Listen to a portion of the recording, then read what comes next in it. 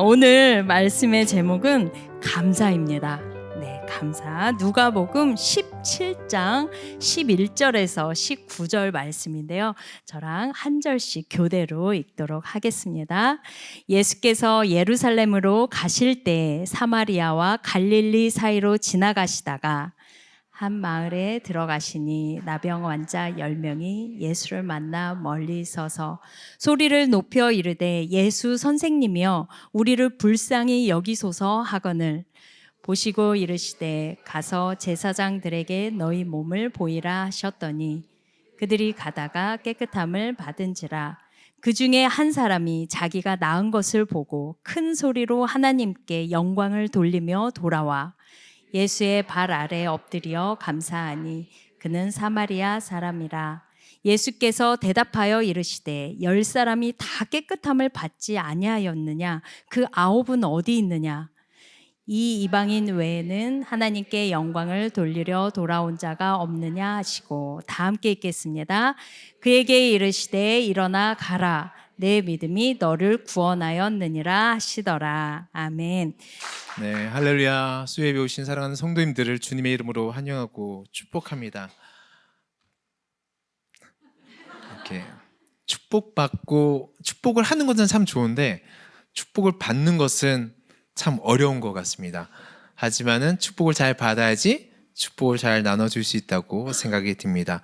11월 달은 감사의 주제로 함께 말씀을 나누고 있습니다. 남은 2023년 감사를 심고 기적을 추수하는 저와 여러분 되시길 주님의 이름으로 축원합니다.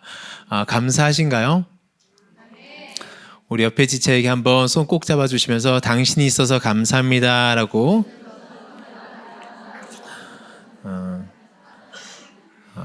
여러분들이 계셔서 참 감사합니다. 정말 우리가 하나님께 감사는 습관이고 감사는 선포고 감사는 계속할수록 우리 안에 입에 붙어야 되는 것입니다. 감사를 하지 않으면 하늘의 문을 열 수가 없습니다. 그래서 감사는 천국 문을 여는 열쇠라고 이야기하기도 하죠. 11월은 추수의 계절입니다. 농부가 열심히 씨를 뿌리고 추수한 것을 기쁘게 거두게 되는 것처럼 우리 인생 가운데서도 많은 씨앗을 뿌리고 거두며 살아갑니다. 2023년 한 해에 어떤 것을 뿌리셨나요? 그리고 어떤 것을 추수하기를 기다리고 계신가요? 이제 내일이면 수능입니다. 아이들은, 수험생들은 노력한 것에 대해서 결과를 얻기 위해서 최선을 다할 것입니다. 혹시 수험생을 두신 부모님이 계신가요? 하나님의 축복이 또 우리 사랑하는 우리 어머님들에게, 아버님들에게 임하시길 주님의 이름으로 축원합니다. 우리는 늘 수능 때가 되면 그러죠. 하나님 공부한 것 외에도 생각나게 하시고 찍더라도 맞게 하시고 하나님 축복을 간절히 기다리는데 제가 처음에 결혼하기 전에는 굉장히 이 모든 것들이 미신적이라고 생각했습니다. 굉장히 미신적이다. 어떻게 공부하지 않은 것을 알 수가 있고 너무 이기적이지 않느냐라고 생각했는데 제가 자녀를 낳고 자녀가 성장하면서 저도 모르게 그런 기도를 하고 있는 모습을 발견하게 되었습니다.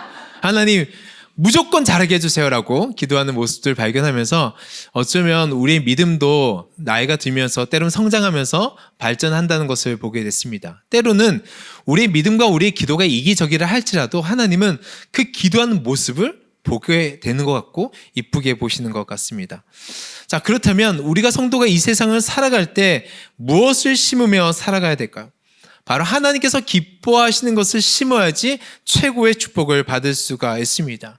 그래서 성경에는 수많은 이야기가 나오죠. 바로 하나님께 어떻게 하면 기쁘시게 하는지 많은 이야기가 나오는데 결론적으로는 무엇을 심어야 되는가? 바로 감사를 심어야 됩니다. 저는 그래서 이번 11월 달 한 달은 너무 길죠. 이번 한 주만큼은 감사할 수 있기를 주님의 이름으로 축원합니다. 다윗의 인생을 가만히 보면 다윗의 인생 또 그 인생 가운데 대부분의 시편이 광야 가운데서 주옥 같은 시편이 나오게 됐습니다. 그리고 광야 같은 인생 가운데서 감사를 심었을 때 그는 하나님께 큰 축복을 받죠. 광야란 밭에 감사를 심을 때 최고의 축복을 받게 되고 폭풍이란 밭에 감사를 심었을 때 그의 인생이 바뀌는 것을 우리는 볼 수가 있습니다. 그래서 오늘 말씀을 통해서 혹시 우리 삶 가운데서 감사가 없고 잃어버린 감사가 있다면 다시 한번 회복하는 저와 여러분 되시기를 주님의 이름으로 축복합니다. 자, 가만히 보면 우리는 고마운 일들에 대해서는 너무 빨리 익숙해집니다. 익숙해지고 당연하게 생각합니다. 그런데 당연하게 생각하면 그 순간부터 감사가 사라집니다. 감사가 사라지면 끝나는 것이 아니라 그 자리를 대신하는 것이 있는데 불평과 불만이라는 거예요. 참 신기하죠. 이스라엘 백성들이 광야길 40년을 광야길을 돌 때 그들의 인생을 두 가지로 나눌 수 있습니다. 감사와 불평. 채워지면 감사, 채워지지 않으면 불평. 정말 단순해요. 근데 우리 인생도 그런 것 같아요. 채워지면 감사, 채워지지 않으면 불평. 여러분들은 감사하는 삶을 사십니까? 불평하는 삶을 살고 계십니까? 제가 오늘 설교하면서 계속해서 이 주제를 계속 던질 거예요. 감사하는 삶을 사십니까? 불평하는 삶을 사십니까? 그래서 우리는 예배를 드릴 때, 말씀을 드릴 때 결단하고 주 앞에 나가야 되는 것입니다. 왜냐하면 내가 어느 위치에 쓰는가에 따라서 그 인생이 달라지기 때문이죠. 그렇다면 오늘 아침에 일어나셔서 감사를 심으셨나요? 불평을 심으셨나요? 아침에 일어나셔서 자녀에게 감사를 심으셨습니까? 출근하는 남편에게 감사를 심으셨습니까? 부모님께 감사를 심으셨습니까? 형제 자매에게 감사를 심으셨습니까? 아니면 불평과 불만을 심으셨습니까?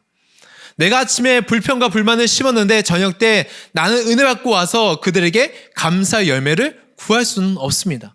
우리말에 콩 심은데 뭐가 나고 팥 심은데 뭐가 나죠.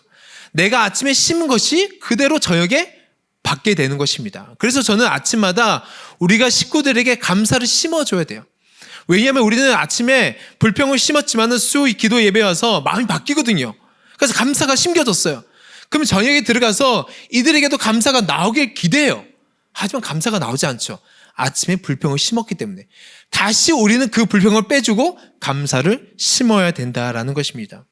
그래서 이 감사는 의지적인 감사로 나가야 되는 것입니다. 감사는 그저 할 수 있는 것이 아닙니다. 결단입니다. 선택입니다. 그렇게 했을 때 하나님의 은혜가 우리 가운데 있다라는 것입니다. 특별히 오늘 본문의 말씀을 자세히 보면 10명의 나병 환자가 예수님께 고침을 받고 한 사람이 하나님께 나와 감사를 드린 내용이 있습니다. 그런데 이 본문의 관점을 예수님께서 나에게 오신 관점, 예수님께서 나에게 오신 관점으로 보지 않고 그 한 사람의 고침받은 나병 환자의 관점에서 바라보면 회상하듯이 과거에 나는 이런 일이 있었어. 사실 아빠는 이런 일이 있었단다라고 하면서 일기를 쓰듯이 쓰게 되면 좀 관점이 달라지게 됩니다. 저는 그래서 오늘 일기의 제목을 은혜라 쓰고 감사라고 읽고 싶습니다. 저는 우리의 삶 모든 것이 하나님의 은혜이죠. 하지만 그 은혜를 받은 우리들은 감사로 선포해야 됩니다. 왜냐하면 그만큼 예수님의 동선 하나하나가 고침받은 나병 환자에게는 감사이고 은혜이기 때문에 그렇습니다. 저는 말씀을 들을 때 계속해서 우리 마음속에 내가 감사한 것이 무엇인지 다시 한번 돌아보고 깨닫는 시간이 되었으면 좋겠습니다. 그래서 이 시간 우리에게 말씀을 통해서 주께서 말씀하실 때 우리 삶 가운데서 잃어버린 감사가 있더라면 다시금 회복하는 시간이 되었으면 좋겠습니다. 우리 11절 12절 말씀을 함께 봉독하시겠습니다. 시작. 예수께서 예루살렘으로 가실 때 사마리아와 갈릴리 사이로 지나가시다가 한 마을에 들어가시니 나병 환자 10명이 예수를 만나 멀리 서서 첫 번째로 우리가 주님께 드릴 감사는 바로 나를 찾아오신 그 주님께 감사해야 됩니다. 나를 찾아오신 그 주님께 감사하는 것. 어떻게 보면 당연한 것이지만 우리는 많이 잊고 살아가고 있습니다. 우리는 우리가 주님을 믿고 우리가 주님을 찾았고 선택했다고 생각할 수가 있습니다. 믿음은 내가 믿은 것이고 나로부터 뭔가 믿음이 시작했더라고 이야기합니다. 교회도 내가 선택한 것이고 유튜브에서 선택을 해서 설교를 듣다 보니 하나님께서 주신 말씀이 아니라 내가 선택한 말씀으로 착각할 때가 있다라는 거예요. 내가 선택한 목사님, 내가 선택한 교회, 내가 선택한 은혜로 착각할 때가 있다라는 거예요. 그런데 이것이 나로부터 시작되었다라고 하면 그 안에 감사가 머물 공간이 사라진다라는 거예요. 이 교회 다니는 것, 예배하러 오는 것, 그 모든 것이 하나님의 은혜인 줄로 믿습니다. 성도 여러분, 1차원에서 2차원을 이해할 수 있을까요? 없을까요? 없어요. 절대 없어요. 미지의 세계예요. 그냥 꿈만 꾸는 세계예요. 2차원에서 3차원도 이해할 수가 없습니다. 하물며 인간이 하나님을 이해할 수 있는 것은 불가능한 것입니다. 그래서 하나님이신 예수 그리스도께서 우리를 위해서 하늘로부터 이 땅에 오신 것이죠. 이것이 바로 하나님의 은혜이고 사랑인 것입니다. 당시 나병은 불치병이었습니다. 전염성이 강해서 그 공동체 안에서 가족들과 같이 살아갈 수가 없었죠. 따로 격리하며 살아야만 했습니다. 우리도 마찬가지죠. 우리를 둘러싸고 있는 죄의 담들이 있었고 그 바운더리가 있었습니다. 그래서 우리는 어디에도 갈 수 없는 인생이었죠. 무엇보다 나병 환자를 힘들게 했던 것은 무엇이냐면 그들의 병뿐 아니라 이것이 하나님께로부터 왔다라는 질병으로 여겨졌기 때문에 그 육체뿐만 아니라 마음이 피폐해졌을 것입니다. 사람들에게 가까이 가면 돌에 맞아 죽고 스스로 입을 가리며 나는 부정하다 말하면서 그는 뒷걸음질 치면서 살아했던 사람들이었습니다. 자신에게 돌을 던져도 무어라 말할 수 없는 사람들이었죠. 한번 생각해 보세요. 내가 만약에 나병 환자라면 나의 존재감이 얼마나 절망스러웠을까요? 수치스럽고 외로웠을까요? 그렇게 썩어져가는 자신의 몸을 보면서 죽을 날을 기다리는데 중요한 것은 죽을 날도 즐겁지 않은 거예요. 왜냐하면 하나님이 나를 버렸다라고 생각했기 때문에 그들은 천국에 대한 소망을 가질 수가 없었을 것입니다. 그들의 인생은 슬픔과 탄식으로 가득했죠. 그래서 그들만이 모여 사는 곳에서, 격리된 곳에서, 한계선이 그어진 곳에서 살아갈 수밖에 없었습니다. 어쩌면 우리의 인생도 마찬가지라 생각이 듭니다. 문제 안에 들어가면 그 문제에 파묻혀서 더 이상 나오지 못하는 것이 우리의 삶입니다. 혹시 이런 분들이 계신가요? 내 문제 속에 갇혀서 그 누구도 들어올 수 없고 나갈 수 없는 문제 안에 계신 분들이 계신가요? 저는 이 시간에 주면 앞에 나가셔서 회복되시길 주님의 이름으로 축원합니다. 사랑하는 성도 여러분, 주님은 이곳에 계십니다. 믿으십니까? 모든 예배 때마다 주님은 그곳에 계십니다.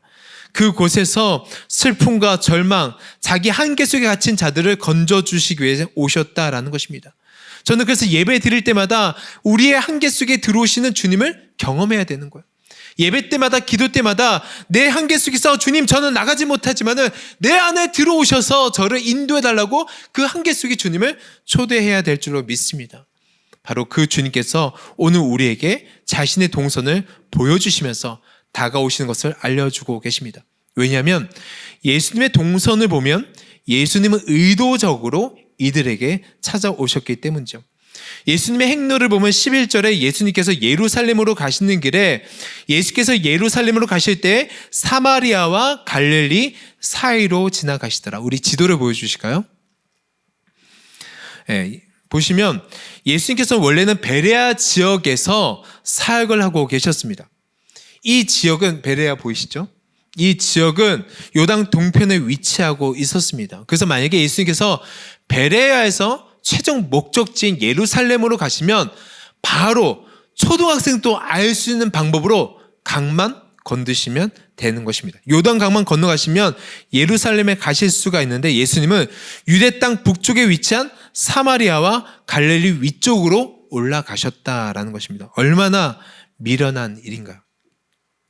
거리상 예루살렘과 멀어진 길을 선택하신 것입니다. 의도적으로 사마리아와 갈릴리 사이를 지나가신 것입니다. 목적지가 분명한데 그 분명한 목적지를 두고 우회하는 사람은 한 사람도 없습니다. 특별히 주님의 예루살렘에서 이제 하나님의 사명을 감당하셔야 돼요. 그것보다 중요한 일이 있을까요?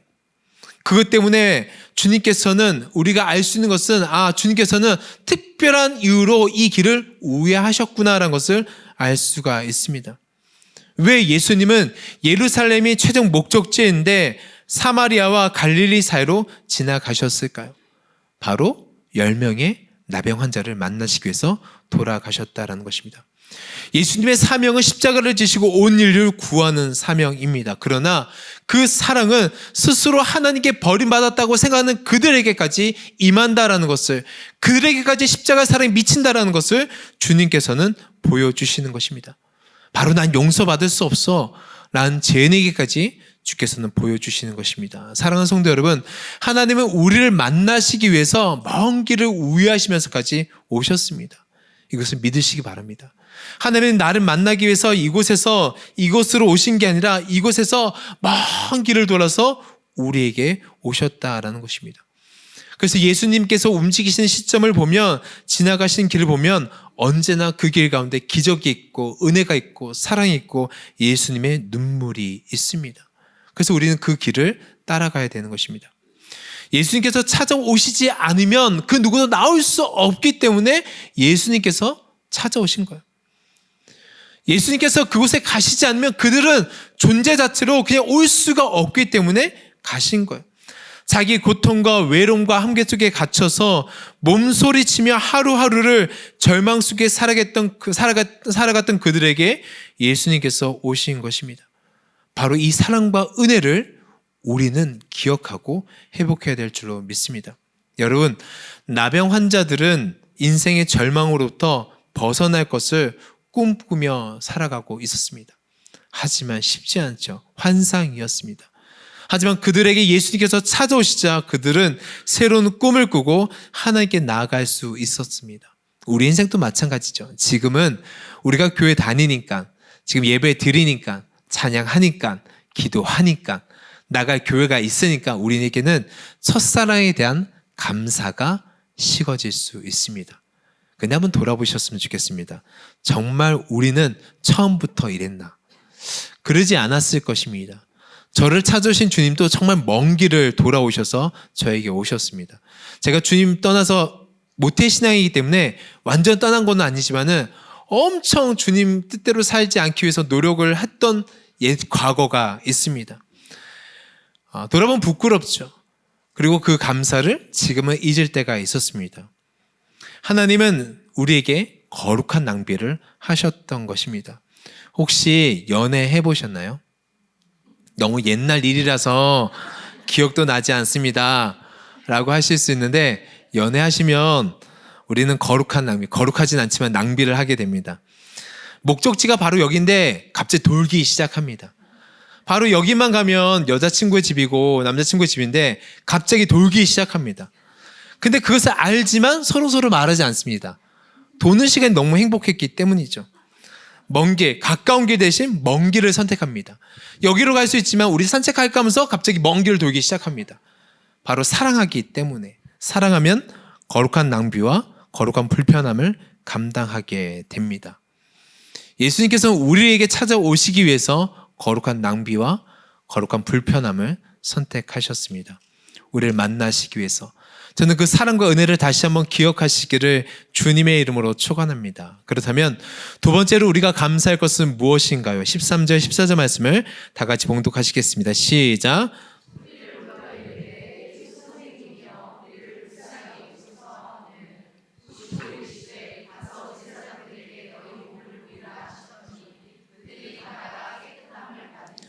두 번째로 우리가 감사해야 될 것은 바로 우리의 절박한 기도를 들으시는 예수님께서 계신 것입니다.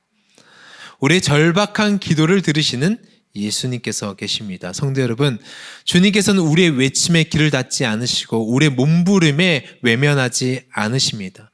저는 그 주님께 기쁨으로 소리치고 기도하며 나갈 수 있기를 주님의 이름으로 축원합니다. 나병 환자들에게 신락 같은 소망의 이야기가 들려왔습니다. 바로 예수님에 대한 소문이었어요. 그들 모두가 예수님에 대한 소문을 들었습니다. 그분은 병든 자를 고쳐주신대. 그분은 나병 환자도 고쳐주신대. 들었어? 안진뱅이도 일으키시고 눈먼 자를 보게 해주신대.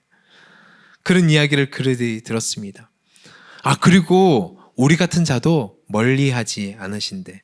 그러나 그들은 예수님께로 갈 수가 없었습니다. 그래서 그들은 어두운 밤에 그 끝자락에 그냥 소망처럼 만약에 내가 예수님을 만나게 된다면 하면서 상상만 했던 것입니다. 그런데 그 꿈 같은 일이 지금 이루어진 것입니다. 그래서 그들은 자신들이 할 수 있는 최대한의 목소리를 높여서 최대한의 그 경계 성상에 서서 외쳤을 것입니다. 우리는 외쳤다라고 하니까 정말 발성을 막 해서 예수님이라고 했을 것 같지만 저는 그렇게 생각하지 않았습니다. 나병 환자가 몸이 썩어가고 있고 문둥병자가 얼마나 소리를 내면 얼마나 내었겠습니까? 소리가 나오지 않았을 것입니다. 근데 성경은 외침이라고 이야기하고 있습니다. 그들은 온 힘을 다해서 마지막이라 생각하고 크게 외쳤을 것입니다. 많은 사람들이 자기 인생의 고통과 절망을 끌어안고 살아가고 있죠. 예수님에 대한 소문도 듣습니다. 그분께로 가면 소망이 있대, 기대가 있대. 근데 예수님을 부르지 않습니다. 왜일까요? 세상 모두가 외면했기 때문에 예수님도 외면할 거라고 생각하는 거예요. 세상 모두가 나를 등 돌렸기 때문에 예수님도 그냥 지나갈 것이라고 이야기하는 것입니다. 제가 전도 축제 때 오신 성도님들의 이야기를 들어보면 저 같은 죄인이 라고 먼저 시작을 하십니다. 저 같은 죄인이. 근데 그 저 같은 죄인 때문에 주님께서는 오셨다라는 것입니다. 내가 소리치면 그냥 나 혼자 민망할까 봐 예수님을 부를 수 없을 때가 있습니다. 하지만 우리 주님은 외면하지 않으십니다. 나병 환자들의 영혼의 탄식을 가지고 소리 지를 때 예수 선생님 우리를 불쌍히 여겨달라고 그들이 이야기했을 때 주님은 그 고통의 소리를 외면하지 않으셨다라는 것입니다. 들으셨다라는 것입니다. 사랑하는 성도 여러분, 기도는 기적의 재료가 됩니다. 우리가 기도하는 그 기도로 인해서 기적이 일어나는 한 걸음이 되는 것입니다. 믿으십니까? 저는 이 믿음 가지고 기도하시길 주님의 이름으로 축원합니다. 우리 입술의 고백을 주께서 거절하지 않는다라고 시편 기자는 단언하면서 이야기하고 있습니다. 그런데 우리가 기억해야 될 것이 있습니다. 그것은 우리가 기도를 주 앞에 올려드리긴 하지만은 그 기도를 주 앞에 올려드리지만은 그 기도가 능력이 있어서는 아니다라는 것입니다. 우리가 주 앞에 기도하죠. 기도하지만 때로는 그 기도가 능력이 있어서가 아니라 그 기도가 간절해서가 아니라 그 기도를 들으시는 하나님께서 계시기 때문에 응답을 받는 것입니다. 기도만이 간절하다면, 기도만이 괜찮은 거라면 어쩌면 우리보다 더 간절하게 기도하는 다른 사람들도 있습니다. 지금도 산에서 기도하는 사람들이 있습니다. 제가 종종 간증하고 하는데 저는 집이 어렸을 때 산 밑에서 살았습니다. 나쁜 동네는 아니었습니다. 좋은 동네에서 살았습니다. 근데 그 동네가 뒤가 삼각산이라고 해가지고 기도하는 산이었습니다. 그래서 저는 학창 시절에 그 스티로폼에다가 노란색 테이프를 징징 감고 기도 방석을 들고 새벽에 기도하러 올라간 적이 참 많이 있었습니다. 근데 그때 제가 기도할 때 좀 더 올라가면 이제 많은 데코레이션을 하고 기도하는 그룹도 있었습니다. 이 색동 이게 되게 막 천을 막 휘두르면서 더 간절하게 기도하는 분들도 계셨습니다. 절박함으로 기도하는 분들도 계셨습니다. 정말 그들의 기도를 보면 어쩌면 나보다 더 절박해 보였습니다. 정말 저는 어느 순간 기도하다가 졸다가 내려올 때가 있지만 그분들을 보니까 그분들은 더 절박하게 기도했습니다. 하지만 그들의 기도와 저의 기도는 달랐습니다. 기도의 간절함이 아니라 기도를 들으신 분이 달랐기 때문이죠. 이것이 감사한 거예요. 우리의 기도는 기적의 재료이기도 하지만은 그 재료를 불태워서 일으키시는 분은 바로 하나님이시라는 거예요. 그래서 우리는 주 앞에 기도할 수 있는 거예요. 우리가 주 앞에 간절히 기도할 수 있는 것은 기도를 들으시는 하나님께서 우리 기도에 불을 붙여주실 거라는 확신이 있기 때문에 기도할 수 있는 것입니다. 저는 그렇게 기도할 수 있길 주님의 이름으로 축원합니다. 하나님께서 우리 기도를 들으십니다. 정말 들으십니다. 나병 환자들이 예수님께 소리 지를 때 어떻게 부르죠? 예수 선생님이라고 부르고 있습니다. 근데 이 선생님이란 단어를 원어로 살펴보면 본 장에만 등장하게 되는데 이것은 그냥 라비어, 메시아여 이런 말이 아니에요. 어쩌면 그것보다 못한 부름이었습니다. 약한 호칭이었죠. 어떤 말이냐면 잘 모르는 분에게 우리가 가끔 선생님이라고 부르는 것과 같습니다. 제가 물건 사러 가면 어느 모든 가게에 계신 분들이 저한테 사장님이라고 이야기합니다. 사장님 오셨습니까? 전 사장이 아니거든요. 근데 대접을 받습니다. 물건만 사러 가면. 사장님, 뭐 부탁할 때도 사장님이라고 이야기합니다. 그와 같습니다. 인격적인 교류는 되지 않았지만은 무언가 그냥 존중의 표현으로 경험을 통해서 아는 것이 아니라 그저 겉으로만 아는 상태에서 말하는 호칭이었습니다. 즉 주님께 은혜와 치료를 구하고 있지만 사실 온전한 믿음은 아니었습니다. 막연했죠. 그 소문을 들었으니까 막연할 수밖에 없죠. 얇은 믿음이었습니다. 하지만 예수님께서는 그런 그들을 보셨다라는 것입니다. 예수님께서 보시면 기적이 일어납니다. 여기에 중요한 것이 있습니다. 우리가 주 앞에 기도하고 나갈 때 때로는 우리의 믿음이 온전해서가 아니라 믿음의 대상을 정확히 알지 못한다 할지라도 하나님의 신실하심과 거룩하심으로 우리의 기도를 들으신다라는 거예요. 그래서 혹시 이 시간에 저는 기도를 잘 못합니다 라는 분들이 계시면 괜찮습니다. 바로 그 기도를 들으신 주님께서 완전하시기 때문입니다. 저는 그 주님께 온전함으로 기도했으면 좋겠습니다. 우리의 기도를 들으신 대상께서 우리를 민망히 여기시고 불쌍히 여기시고 눈물을 흘리시고 사랑하시고 긍휼하시기 때문에 그 주님 앞에 우리가 기도할 수 있다라는 것입니다. 이것이 은혜이고 사랑인 것입니다. 주님이 우리에게 어떤 형식이든 조금은 부족해도 주님 저를 도와주세요. 때로는 우리가 형식에 맞지 않다 할지라도 때로는 기도하다 보니까 이기적인 기도 같아서 마음이 쓰라린다 할지라도 주님은 그 기도를 들으신 줄로 믿습니다. 내일 수능 때가 되면 여기서 아마 수능 기도를 하게 됩니다. 그러면 어쩌면 그 기도가 상당히 이기적이게 보일 수도 있습니다. 하지만 하나님 그 마음에 있는 기도를 들으신다라는 것입니다. 이것이 얼마나 감사한 일일까요? 그런데 왜 주님을 부르지 않으십니까? 왜 고통 속에서 문제 속에서 주님을 부르지 않으십니까? 제가 말씀을 준비하면서 왜 우리는 이런 주님을 알지만 왜 우리는 주님을 부르지 아니할까라는 의구심이 들었습니다. 저는 매 순간마다 주님을 부를 수 있길 주님의 이름으로 축원합니다. 하나님의 응답하시면 제한받지 않으십니다. 아니 내가 제한된 곳으로도 들어오십니다. 그 주님께 기도할 수 있길 주님의 이름으로 축원합니다. 우리 14절 말씀을 다 같이 봉독하겠습니다. 시작. 보시고 이르시되 가서 제사장들에게 너희 몸을 보이라. 그들이 가다가 깨끗함을 받은지라. 세 번째로 우리가 감사해야 될 것은 바로 우리의 기도가 기도로 끝나지 않고 기도의 응답을 경험하게 하신다라는 것입니다. 할렐루야. 기도가 메아리 치는 것이 아니라 그냥 붕 뜬 기도가 아니라 하나님께서 우리 기도에 응답하신다라는 것입니다. 예수님께서 나병 환자의 외침을 듣고 이들에게 이제 제사장들에게 너의 몸을 보이라고 말씀하십니다.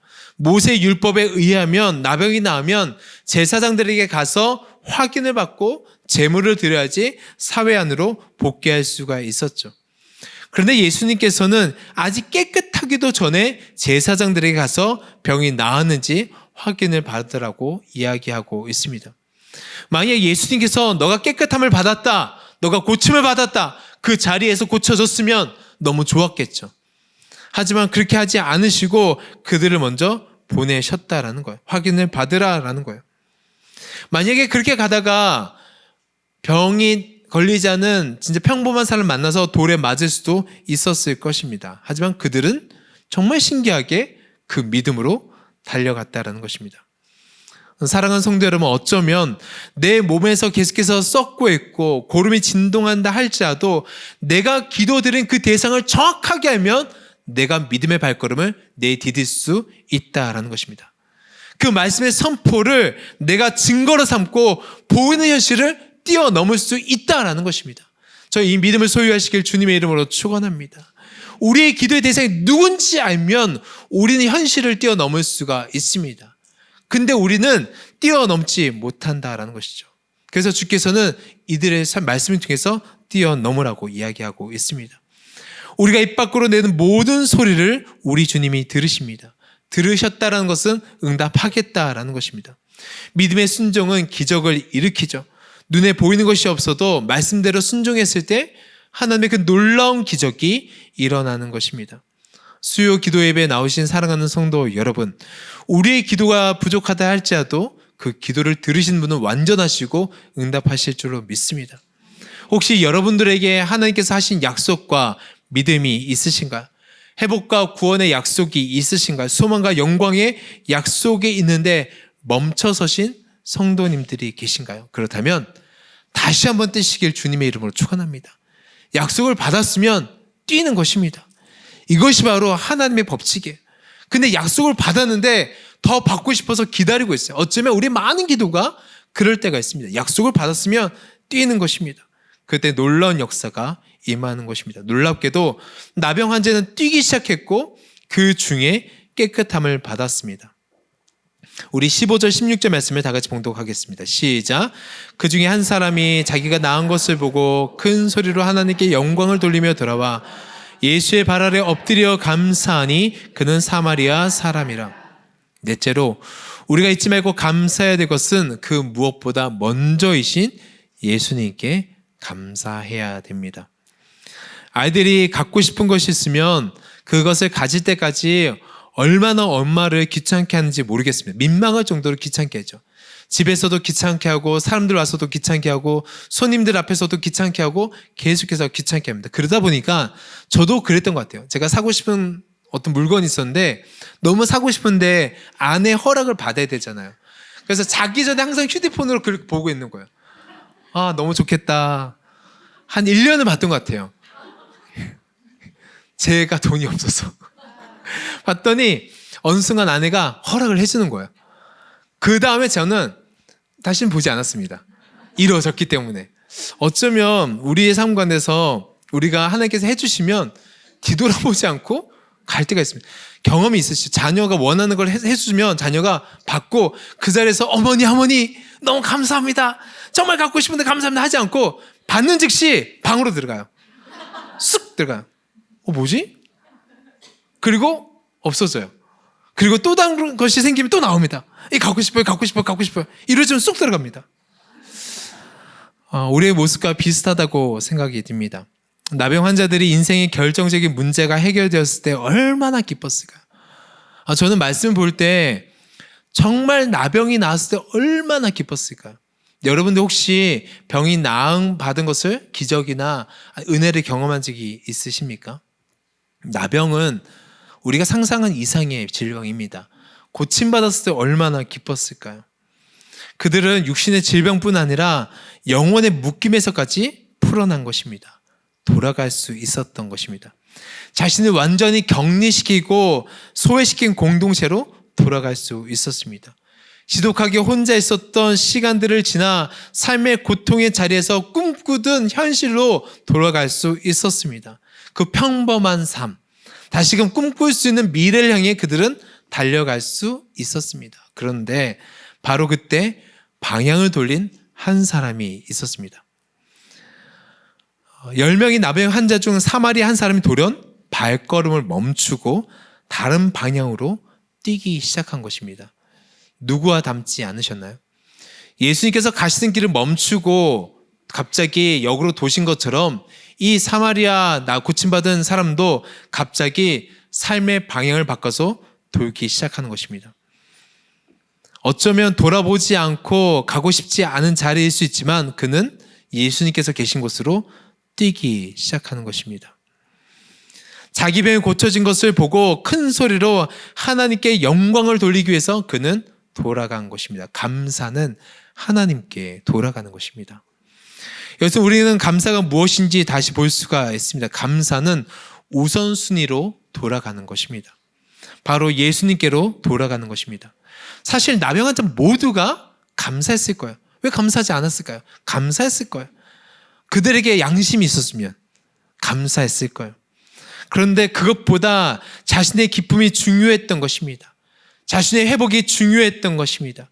그들이 치유되어서 자신의 삶을 찾는 것이 더 중요했기 때문에 돌아갈 수 없었던 것입니다. 한시라도 빨리 제사장들에게 달려가서 나의 고쳐진 몸을 보이고 그들은 평범한 삶으로 돌아가고 싶었을 것입니다. 그리고 감사하고 싶었을 것입니다. 길게는 수십 년 동안 격리되어 있었기 때문에 충분히 이해가 되죠. 오로지 자신의 필요와 요구에 충실했습니다. 회복이 그들에게 있었죠. 하지만 그들에게 회복은 있을 수 있었지만 구원에 대해서는 무감각했던 것을 우리는 보게 됩니다. 은혜의 감격과 감사에서 멀어진 것입니다. 그런데 한 사람이 돌아왔습니다. 그 한 사람이 예수님이 기억하며 돌아왔다라는 것입니다. 혹시 우리 삶 가운데서 이런 감사가 있으신가요? 사랑하는 성도 여러분, 감사는 우선순위를 정확하게 하는 것입니다. 그 무엇보다 주님께로 돌아오는 것입니다. 그래서 감사는 타이밍입니다. 나중에 하면 되지? 아닙니다. 감사는 지금 하는 것입니다. 뭐 우리 사이에 다 아는데 다니엘도 아니고 알지 못합니다. 이해가 안 되실 수 있는데 너무 고차원적 제가 농담을 했나요? 내 꿈을 맞춰보라고. 네. 집에 가서 갑자기 웃으실 수도 있어요. 성경에 보면 감사는 다 동사로 표현되고 있습니다. 오늘 나온 모든 감사는 다 동사로 표현돼요. 소리 질렀다, 일어났다, 찬양했다, 뭐 했다, 다 동사로 표현됩니다. 하나님께 영광 올려드린 모든 것이 동사로 표현됩니다. 말하지 않아도 다 말하지 않으면 몰라요. 말을 해야 되는 거예요. 다 말을 할 때 알 수 있는 것입니다. 여러분, 우리 인생에서 예수님께 먼저 감사하시나요? 아니면 나중에 감사하시나요?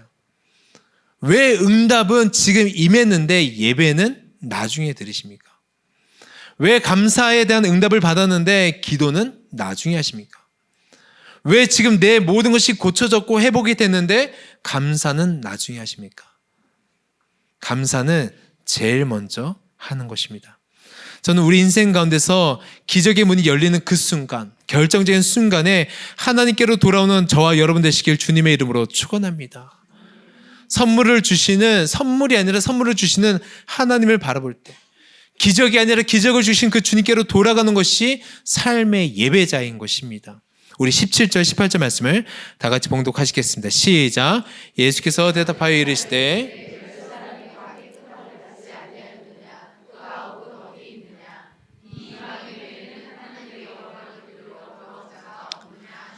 예수님께서 물어보십니다. 10명이 깨끗해졌는데 나머지는 어디 있는지 물어보십니다. 하나님은 감사하는 자를 찾고 계십니다. 예수님께서는 기다리셨고 기대하셨고 감사하지 않은 모습에 실망하셨습니다. 서운하셨습니다. 그래서 말씀해 보니까 서운한 그 약간 삐지식 내색이 나타나고 있습니다. 사랑하는 성도 여러분, 하나님께 감사하지 않으면 하나님은 서운해 하십니다. 감사할 수 있으면 좋겠습니다. 예수님께서는 그 모든 먼 길을 돌아서 우리에게 오셨습니다. 새로운 인생의 길을 우리에게 열어주시기 위해서 자리의 필요와 유익을 고려하지 않고 예수님은 돌아오셨습니다. 자신의 삶 가운데서 고통을 두시고 고난을 두시고 우리에게는 필요한 것을 주셨습니다. 가지 않아도 되는 길을 그분은 걸어가셨습니다. 그런데 그 헌신적인 사랑과 긍휼 앞에 결과는 10분의 1이었습니다. 그분을 기억하고 그 기적보다 그 기적을 베푸신 하나님을 기억한 사람은 한 사람이었습니다. 저는 그 한 사람 되시기를 주님의 이름으로 축원합니다. 그래서 한 가지 말씀드리고 싶은 것이 있습니다. 감사하다면, 하나님께 감사하다면 우리가 가진 모든 것을 주님께 먼저 드리시길 주님의 이름으로 축원합니다. 물질도 시간도 재능도 아끼지 마세요. 하나님께는 감사를 표현하는 거예요. 하나님께 감사를 이게 고백하는 거예요. 그래서 저는 주일 설교 말씀을 듣고 저는 그냥 나오지 마시고 설교하시는 담임 목사님께도 감사합니다라고 이야기했으면 좋겠습니다. 참 신기하죠. 제가 신방 가면 많은 분들이 담임 목사님 설교 굉장히 은혜를 많이 받으십니다. 너무 은혜를 받았어요. 너무 은혜를 받았어요. 제 삶이 바뀌었습니다. 제가 새로운 게 왔잖아요. 그래서 왔잖아요. 근데 주일 예배 끝나고 갑자기 홍해처럼 갈라질 때가 있습니다. 아닙니다. 세상에 당연한 것은 없습니다. 목사님이니까 설교하는 거 당연하지. 아니에요. 그 한 번의 설교를 위해서 설교자가 목숨을 바치는 거예요. 가끔은 제가 뒤에서 보고 있을 때 참 신기할 때가 있습니다. 저분 분명히 감사하다고 했는데 싹 지나가시네. 목사님이시니까 당연한 것 아닙니다. 집안일 남편이 못 알아주면 섭섭하잖아요. 아니신가 봐요. 저는 가끔 월요일마다 화장실 청소를 하는데 월요일 날은 제가 쉬는 날이잖아요. 집안 청소를 합니다. 저희 아내는 근데 가끔 저녁에 아내가 퇴근해서 집에 오면 청소를 해놨잖아요. 근데 제가 10년 동안 청소를 하니까 감사함이 사라진 것 같더라고요. 그래서 제가 티를 냅니다. 이게 화장실 청소를 하면 모든 것들을 청소한 티를 내요. 무조건 말 한마디를 할 수 있게끔. 그러니까 아내가 이제 말을 하더라. 고마워, 수고했어. 근데 참 신기하죠? 그 모든 강박한 마음이 그 한마디에 다 사라지더라고요. 하나님께서는 우리의 삶 가운데서 감사를 기다리고 계십니다. 특별히 오늘 본문에 보면 두 번의 외침이 나옵니다. 13절에는 소리를 높여 이르되 나병 환자들이 예수님께 고쳐주십시오라고 외치는 장면입니다. 15절에도 큰 소리가 나옵니다. 고침을 받은 한 사람이 나와서 영광을 돌리는 장면인 것입니다. 여기서 우리는 무엇을 발견할 수 있을까요? 인생의 문제를 가지고 하나님께 큰 소리 치는 것은 너무나도 익숙하다는 거예요. 소리가 커지면 커질수록 그 안에 문제가 많다라는 것을 보여주는 거예요. 근데 문제가 있을 때 소리 지르는 것은 누구나 할 수 있는데 감사한 일에 대해서 소리치는 경우는 10명 중 1명이라는 것입니다.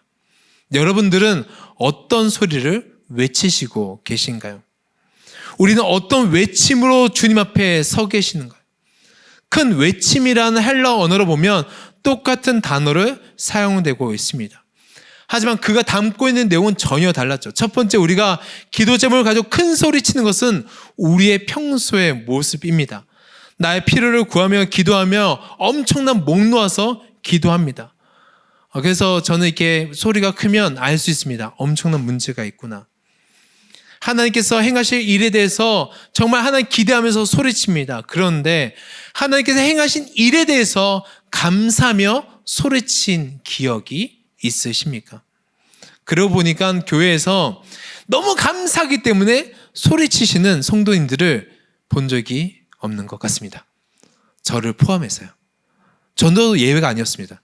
제가 감사해서 하나님께 소리친 기억이 일평생 정말 몇 번 없더라고요. 앞서 나온 나병 환자들이 그들이 절박함과 절실함으로 외쳤습니다. 목숨을 다해 외쳤습니다. 큰 소리로 외쳤습니다. 그리고 큰 소리치던 그들은 지금 어디에 있습니까? 어쩌면 우리의 모습일 수 있다라는 것입니다. 우리가 구하고 바라고 기다리는 일에 대해서 소리 높이는 것처럼 우리는 하나님을 높여드리나요? 하나님께 감사하기 위해서, 영광을 올려드리기 위해서 절박하고 절실하게 우리는 외쳐보셨나요? 모든 것을 뒤로할 만큼 예배를 중요시 여기며 감사해 보셨습니까? 하나님께 영광 올려드리기 위해서 온 마음을 다해서, 온 힘을 다해서 외친 기억이 있으십니까? 주님께서 우리에게 물어보십니다. 남은 9은 어디 있냐고 물어보십니다. 우리는 지금 주님 앞에 서 있는 한 사람입니까? 아니면 달려가고 있는 9명입니까? 자기 삶으로 돌아가서 그들도 감사하기 원했을 것입니다. 하지만 감사는 지금 당장 하나님께 최고의 영광을 올려드리는 믿음인 것입니다. 이것이야말로 우리가 주 앞에 드려야 될 최고의 감사인 줄로 믿습니다. 우리가 우리를 위해서 소리칠 때는 우리에게 집중되지만 하나님께 영광을 올려드릴 때는 그 소리가 하나님께 집중된다라는 것입니다.